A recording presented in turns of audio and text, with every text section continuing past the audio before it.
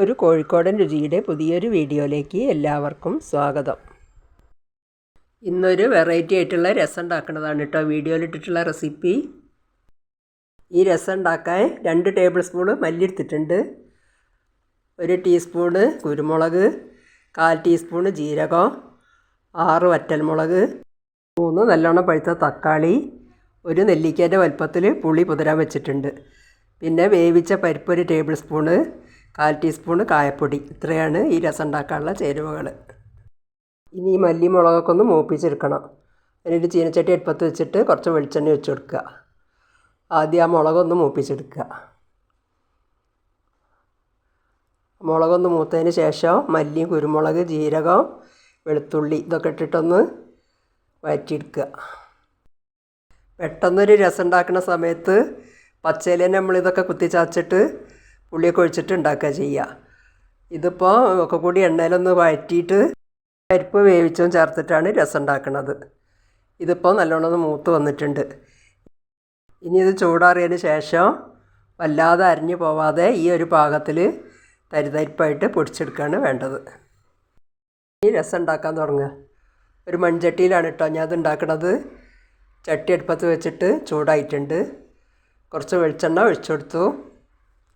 വെളിച്ചെണ്ണ ചൂടായി വരുമ്പോൾ 1/2 ടീസ്പൂണ് കടുകിട്ട് പൊട്ടിക്കുക.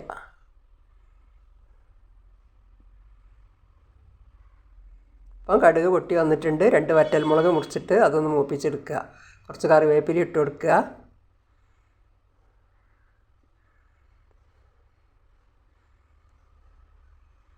അത് മൂത്ത് വരുന്ന സമയത്ത് ആ 3 തക്കാളി ചെറുതാക്കി അരിഞ്ഞ് വെച്ചത് അതിലിട്ട് കൊടുക്കുക. അതൊന്ന് വഴറ്റിയെടുക്കുക.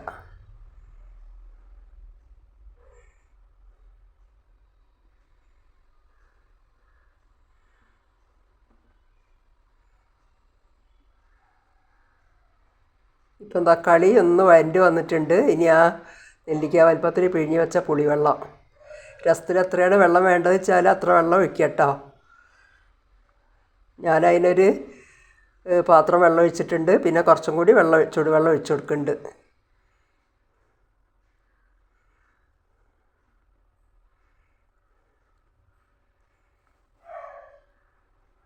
വെള്ളം ഒഴിച്ചെടുത്തതിന് ശേഷം 1/4 ടീസ്പൂൺ മഞ്ഞൾപ്പൊടി, പാകത്തിനുള്ള ഉപ്പ് പിന്നെ പാകം നോക്കിയിട്ട് വേണമെങ്കിൽ ഇട്ട് കൊടുക്കുക. നമ്മൾ ഈ ചതച്ച് വെച്ച കൂട്ട് അതിലിട്ട് കൊടുക്കുക.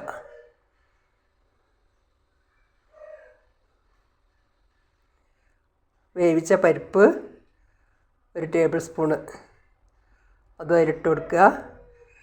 1/4 ടീസ്പൂണ് കായപ്പൊടി, 1 കഷ്ണം ശർക്കര, ആ പുളിയൊക്കെ ഒന്ന് ബാലൻസ് ചെയ്യാൻ വേണ്ടിയിട്ട് അതും അതിലിട്ട് കൊടുക്കുക. എന്നിട്ട് എല്ലാം കൂടി നല്ലോണം ഇളക്കിയതിന് ശേഷം ആ കൂട്ട് നല്ലോണം ഒന്ന് തിളച്ച് വരട്ടെ.